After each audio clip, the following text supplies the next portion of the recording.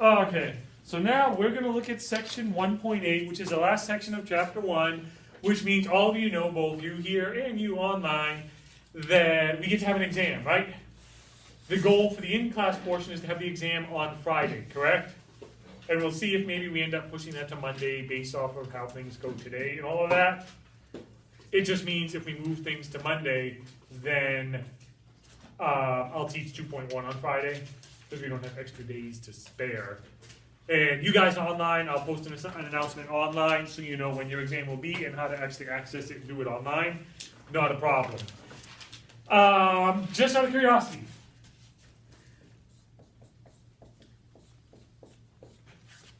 how many people know what that is? And actually, we'll even discount this for now. How many people know what that symbol means? Yeah. Absolute value. Good. What is the absolute value? It's positive, like the actual value of the number. I don't know how to explain it. Yeah. Okay. Actually, easiest way to define it. There are really complex mathematical definitions. One we'll see later on in the semester, but not right now. It's a distance from zero. In the real world, can a distance ever be negative? No. We saw that when we did the application of the distance formula. Absolute value is always positive because it's a distance. So, what is the absolute value of 7? 7. What is the absolute value of 9? 9. I know this is really easy. What's the absolute value of negative 3? 3. Okay, good. You all know what the absolute value is. None of you are going to say, what's that weird thing with the lines around it? You've all seen the absolute value before and you know how it works. We want to look at absolute value equations and inequalities and solve those. Before we do that, because I think it's actually beneficial, what does a graph of the absolute value function look like? We'll come back to this later in the semester, but generally you've seen it at some point. It's like a V like that, isn't it? It's like a V like that? Okay. So you're saying? Above the X. Yeah. What's the absolute value of 0? 0. What's the absolute value of 1? 1. What's the absolute value of 2? 2. 3 gives 3. What's the absolute value of negative 1? 1. What's the absolute value of negative 2? 2. The absolute value of negative 3. And then, like you said, make sure your points are big enough so you hit them. And there you go. You get the V. It's actually a V at a 45-degree angle. I'm assuming you've all seen that graph before. If not, we'll see it later in the semester. But understanding it can help you solve these equations and inequalities out better. Meaning, suppose we want to solve the absolute value of x equals 5. We're not going to solve anything like this. The ones we solve will be more advanced. But where is the absolute value of x equals 5? Essentially, you want to know where the y value of that graph is 5, right? Which is, we said that was 3. So for the sake of argument, we'll say y equals 5 is right there. How many solutions do you get? 2. One there and one there. Which means when you solve these absolute value equations out, you should get 2 solutions. Will you ever get 1 solution? Can you ever get 1 solution? 0.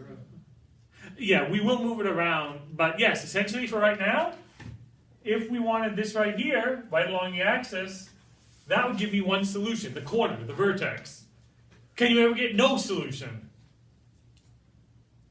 No. When's the absolute value equal negative 3? 3. Absolute value of 3 is positive 3.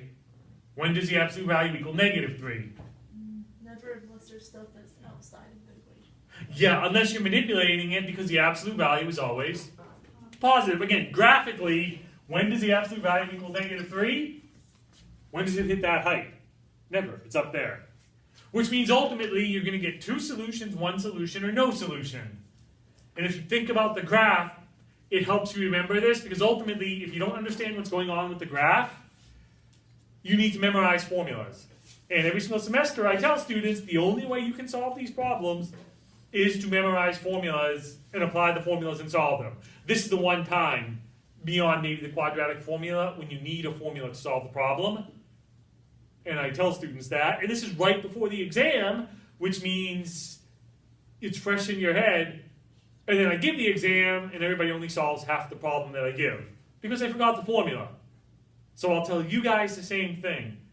You need to know the formulas to solve this, because otherwise, essentially what will happen is, you'll find that solution for me, but if you forget the formula, you'll miss that one over there. And you need to give me complete solutions, which means both of them, not just one. Got it? Okay, good. Then we can look at a few problems. Suppose we have the absolute value of x plus 2 plus 3 equals 11.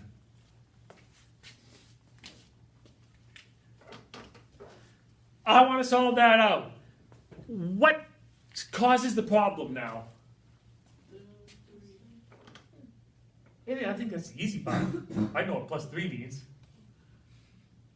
When we had radicals, we said the radical caused the problem, so you isolate the radical, right? What causes the problem here? What makes it different? The absolute value. So isolate that. So then what do? Get rid of the 3. So subtract it. So you get the absolute value of x plus 2 equals 11 minus 3, which is 8. And now, there is actually a rule, and this is the definition of the absolute value, which you need to know to solve these. If the absolute value of x equals a, then x equals a, or x equals negative a.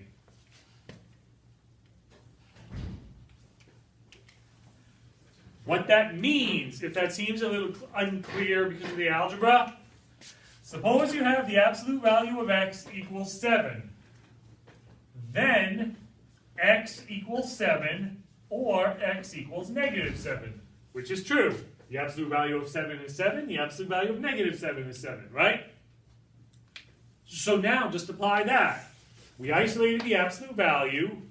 The absolute value of something equals 8 means either whatever is inside the absolute value equals 8, or whatever is inside the absolute value equals negative 8. And then solve both of them. Here, if you subtract the 2, you get x equals 8 minus 2, which is 6. Here, if you subtract the 2, you get x equals negative 8 minus 2, which is negative 10. And I get two solutions, which, based on the graph we just had, would appear to be correct, right? Does it make sense? Again, I will point this out right now. Assuming you forget the formula, which people generally do, this little thing right here, then I get this line right here, and then I get x plus 2 equals 8, where you just drop the absolute value, which gives you x equals 6, which does work, and you can check it, and it will work. But you completely neglect the second one right here. So you have to make sure to get both of them, which is what this formula tells you. Got it? Pretty easy? Assuming you know the definition, pretty easy, right? Do algebra, isolate the absolute value, then drop it and solve two equations. And done. So say we have this.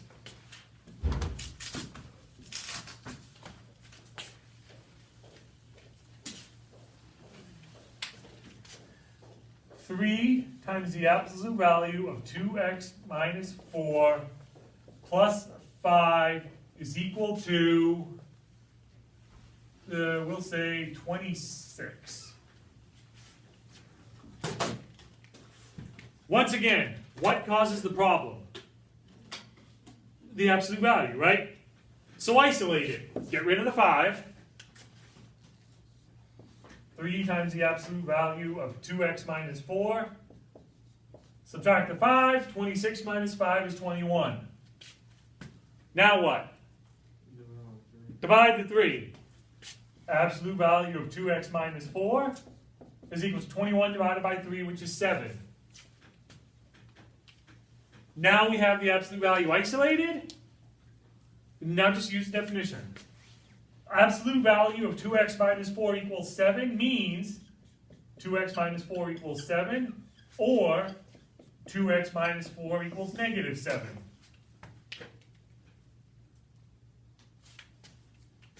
If we solve this one, add the 4. 2x equals 7 plus 4 equals 11. Divide the 2. X equals 11 over 2.